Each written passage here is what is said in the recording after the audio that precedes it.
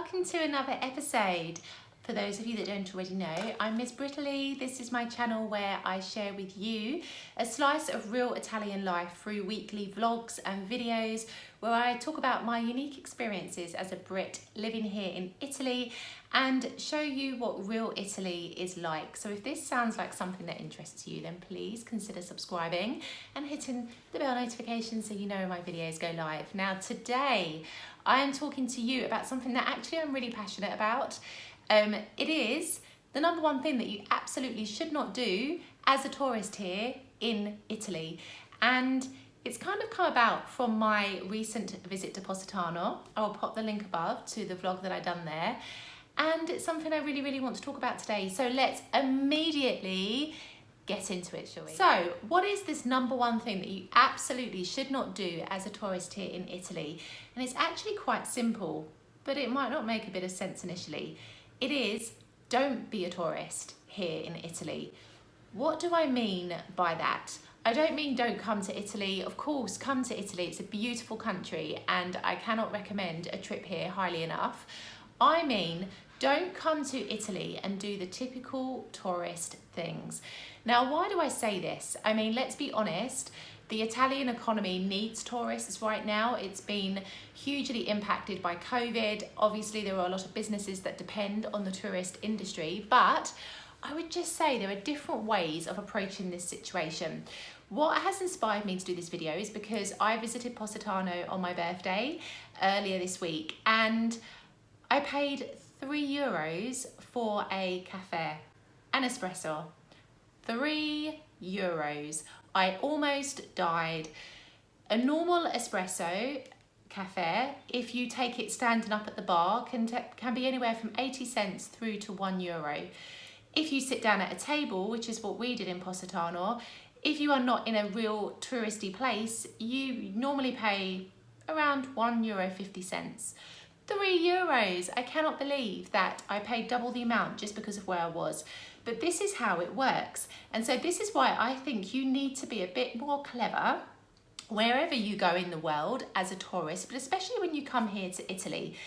And one thing that I would recommend to you to do is to try to plan parts of your trip yourself, rather than necessarily going through guided trips that are organised through your hotel or through your tourist or travel agency, because something you may not realise about these organised trips are that often you are taken to places where the organiser has a relationship, usually monetary, with the owner of that place, whether it's a restaurant or a museum or something similar. So you may not actually be experiencing the best restaurant or the restaurant where the locals go or one that has the best reputation. You could essentially just be visiting a restaurant which has a financial link to the organiser of your tour. So just bear that in mind, because I was a tourist here once. My very first trip to Italy was back in 2017. And I actually did participate in quite a few guided trips, especially to Amalfi and the Positano from where I was staying in Meta near Sorrento. And we were taken to restaurants for lunch as part of these trips. And looking back now, at the time, I don't think I noticed it so much. Why would you as a tourist? You're just in the magic of the moment. But looking back now and knowing what I do, having lived here in Italy for 3 years, I realised those restaurants were tourist traps. They weren't where the locals ate. They weren't even necessarily the best Italian cuisine. They were just places which had a relationship just for tourists. And I think, you know, there's a bit of magic that's lost if you're only going to experience those types of restaurants in your stay.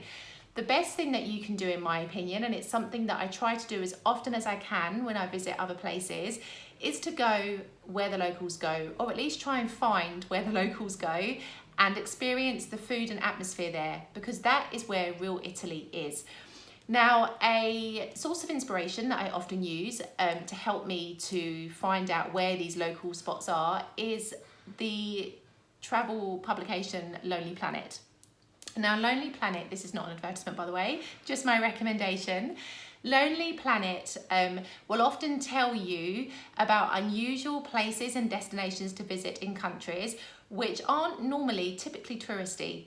And that's why I love this travel guide so much. So it's definitely about finding sources of information of places to go where you're not necessarily going to be ripped off just because you've come from a different country, and where you're going to get to experience the real magic of a place as well, because I think that's the most important thing. When you travel somewhere, when we all travel somewhere, we don't just travel for the weather, but we travel for the experience.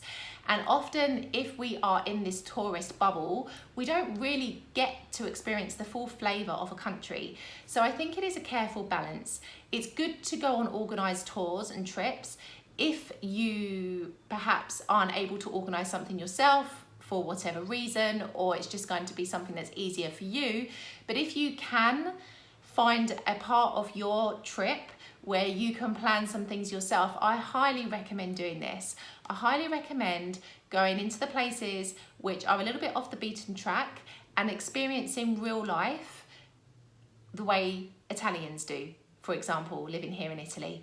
Now, of course, it goes without saying, you need to always have your wits about you, as we say in English. Be aware, be street savvy, be careful about where you go. And if something doesn't feel right inside, listen to that. That's your gut instinct. Listen to it. Don't go there. Don't do it. But generally speaking, you can't go wrong just avoiding some of the more touristical places here in Italy. Now, some of you might be wondering, but why would I not recommend visiting certain restaurants or visiting the more touristical places in Italy? And it's not because I don't support these businesses. Of course, everybody has to earn a livelihood some way, shape or form. But I do believe that if you are deliberately or intentionally going to charge more money just because you are in a touristy place, that your business model isn't right, because the way that you will get repeat business and a good reputation is through fair pricing, whether it's for tourists or not. So, I do disagree a little bit with places that deliberately charge more money for tourists than they would for locals. I'm not a big fan of that at all.